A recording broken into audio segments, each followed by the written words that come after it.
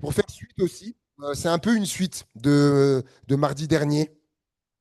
Alors, je ne serai pas super long. Mardi dernier, nous nous sommes arrêtés donc, sur cette déclaration de Samuel, dans 1 Samuel chapitre 12 au verset 23. 1 Samuel chapitre 12, verset 23,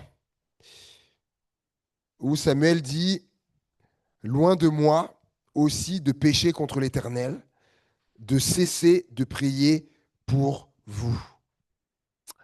Et donc, si vous vous souvenez, je vous avais demandé un peu votre avis sur cette question.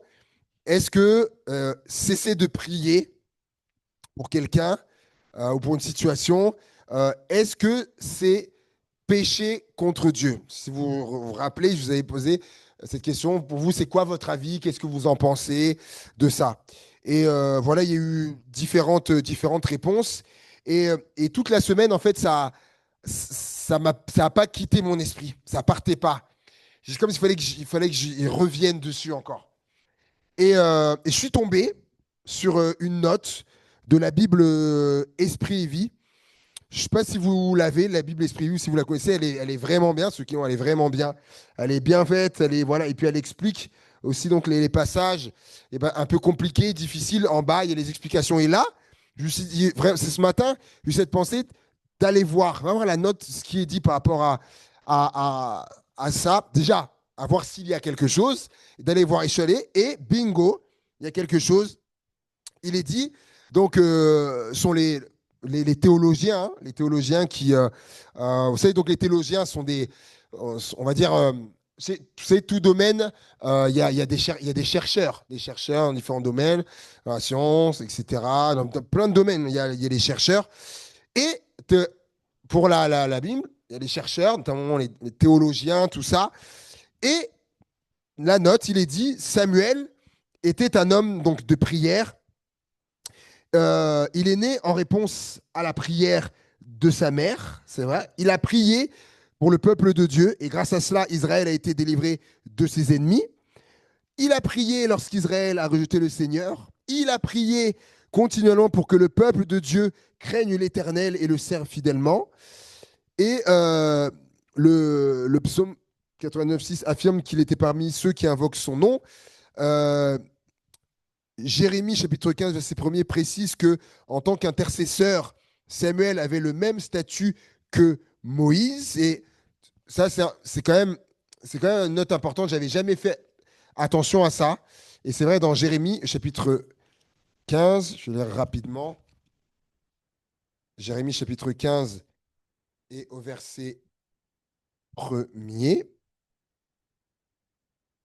il est dit, l'Éternel me dit, quand Moïse et Samuel se présenteraient devant moi, je ne serai pas favorable à ce peuple. Qu'est-ce qu'il voulait dire? En fait, pour Dieu, il y avait comme deux grands intercesseurs, c'était Moïse et Samuel. Et donc Samuel en faisait partie. Donc pour dire que aux yeux de Dieu, Samuel, c'était vraiment un intercesseur. Et Samuel donc comprenait si bien la nature, la signification et la puissance de la prière d'intercession qu'il considérait le fait de cesser d'intercéder comme un péché.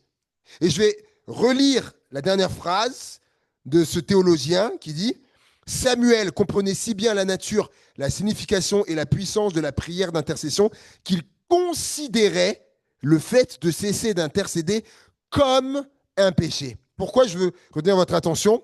C'est que il considérait cela comme un péché. Et je vous ai posé la question la semaine dernière, qu'est-ce que vous en pensez, tout ça? Même moi, j'avais besoin que ma pensée elle soit éclairée et qu'elle soit affinée. Euh, il considérait le fait de cesser d'intercéder comme un péché. J'ai été regarder la définition de considérer. Qu'est-ce que ça veut dire considérer? Considérer, ça veut dire regarder attentivement. Donc, qu'est-ce que ça veut dire? En fait, Samuel regardait le fait de cesser d'intercéder ou de cesser de prier. Il regardait ça comme un péché. Si je veux illustrer quelque chose, par exemple, admettons, admettons que là, ici, ça soit le péché. Le péché dans toutes ses formes, peut avoir mentir, voler, l'adultère, tout le péché, mauvaise pensée. Voilà, plein de choses. C'est plein de choses. Imaginez. Du coup, le péché, vous êtes d'accord, on fait tout pour pas le commettre, le péché. On est d'accord. On fait tout pour s'en tenir éloigné du péché. Imaginez que là également, vous puissiez mettre également le fait de cesser de prier, le fait de cesser de prier ou de cesser d'intercéder. En fait, Samuel, il regardait le fait de cesser de prier ou d'intercéder, il regardait ça comme un péché. Vous voyez la nuance. C'était nécessairement un péché, mais lui, regardez ça, en fait, justement, pour se tenir comment? Pour se tenir éloigné du mensonge, se tenir éloigné de l'immoralité sexuelle, etc.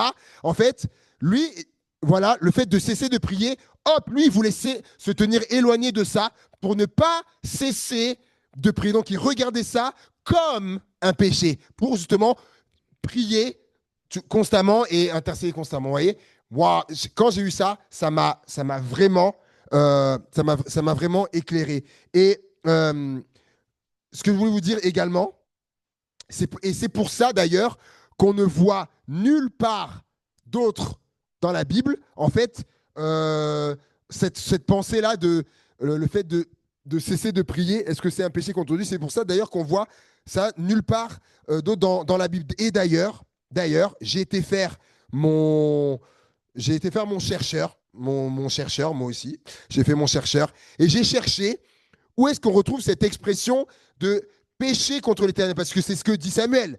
Loin de moi aussi de pécher contre l'Éternel en cessant de prier pour vous. Donc, je me suis dit, tiens, est-ce qu'on retrouve autre part dans la Bible cette expression de pécher contre l'Éternel?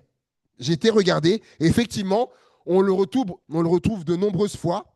Alors là, on va pas les lire, ce serait trop long, et on va même pas les afficher. Moi, je parle pour Gabriel, juste vous les nommer. Vous pourrez aller les voir chez vous, mais on retrouve ça dans Genèse avec pas mal. Dans Genèse avec Joseph, lorsque la femme de Potiphar va lui faire des avances et qu'il va refuser, il va dire non, comment commettrais-je un aussi grand péché et pécherais-je contre Dieu?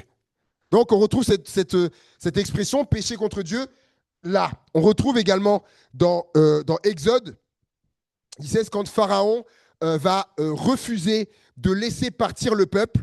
Le texte dit dans Exode 16 qu'il va pécher contre l'Éternel. Ensuite, dans Nombre 21, lorsque le peuple va murmurer, il est dit que le peuple pécha contre l'Éternel, avec les murmures. Ensuite, dans Deutéronome, chapitre 1er, il dit qu'à moi le peuple ne va pas faire confiance à Dieu, et il dit qu'il pécha contre l'Éternel. Ensuite, dans Josué, chapitre 7, et le verset 20, vous connaissez l'histoire de Akan. Akan va récupérer pour lui ce qui devait revenir à l'Éternel. Il va prendre une partie du butin qu'il va prendre et qu'il va cacher. Donc, il va convoiter, il va prendre ça pour lui, donc il va voler, ce n'était pas pour lui, et il va le cacher, le dissimuler. Et là, il est dit qu'il pécha contre l'Éternel. Vous voyez ? Ensuite, il y a l'histoire donc dans Juge, chapitre 10, plus 1 Samuel, Juge 10, 10 et 1 Samuel 7, 6, où il est question d'idolâtrie, où ils vont servir les dieux Baal. Et il est dit, le peuple pécha contre l'Éternel. 2 Samuel 12, 13, donc c'est David qui dit « J'ai péché contre l'Éternel » quand il a commis l'adultère avec Bathsheba. Jérémie 14, 7, où le peuple va être infidèle à Dieu, et donc il va être mentionné qu'il pécha contre l'Éternel. Dans Jérémie 14, 20, où là, il est question des méchancetés qu'ont commis le peuple d'Israël. Là encore, on trouve la notion, ils péchèrent contre l'Éternel à cause de leur méchanceté. Daniel 9, verset 8, verset 9, lorsque le peuple va se rebeller, il est dit, Daniel va dire, on a péché contre toi. Quand le peuple va se rebeller. Daniel 9, 11, lorsqu'ils vont transgresser la loi, se détourner de Dieu et ne pas écouter sa voix, il est dit, ils péchèrent contre l'Éternel. Donc ça, c'est dans l'Ancien Testament. Il y en a 13. Et dans le Nouveau Testament, il y en a qu'un dans le Nouveau Testament. La notion de péché contre l'Éternel, c'est le Fils prodigue. Lorsqu'il va demander sa part d'héritage à son père alors qu'il n'est même pas mort, et qu'il va partir, il va tout dilapider. Et lorsqu'il va revenir à lui, il est là avec les porcs, les cochons, etc. Il a touché le fond. Il va dire, je vais retourner dans la maison de mon père. Et il va dire, je vais dire à mon père, j'ai péché contre toi et contre le ciel. Voilà. Et c'est les seules mentions où il est dit, péché contre l'Éternel, c'est tout ce que je vous ai énuméré là. Donc, vous voyez ce que la différence. Et à aucun moment, il est question de cesser de prier. À aucun moment. Oui, donc, vous voyez ce que par rapport à Samuel, lui, il regardait le fait d'arrêter de prier comme un péché pour s'en tenir éloigné et pour toujours prier. Et voilà, c'est tout simplement ce que je voulais vous apporter en suite de la semaine dernière parce que ça quittait pas mon esprit. Comme on dit, voilà, c'est comme si on n'était pas allé au bout de ça, qu'il y avait encore des choses par rapport à ça. Donc, dans cette pensée, continuons de prier. On voit les choses, des belles choses se passer. On est content de revoir nos frères et sœurs Lopez. Je pense que j'entendais ça dans les prières. On les voit revenir effectivement, mais ouais, ça fait depuis combien de mois? Depuis combien de mois que les prières sont là, on n'arrête pas. Et puis maintenant, nos yeux commencent à voir. Voilà. Et je lui dis dimanche, mais du coup, ça y est, maintenant, c'est moi. Elle dit, mais comme il y a de moins en moins de choses, il passe plus le dimanche, on peut venir le dimanche. Ah, la prière, c'est bon ça. C'est bon ça, les amis. Donc, continuons de prier pour nos familles aussi, pour les membres de nos familles, inconvertis, etc. Continuons de prier comme Samuel. Ne cessons pas de prier pour ça. Amen. Amen. Voilà, tout simplement. Euh, juste de vous dire que c'est quand. Ah oui, là,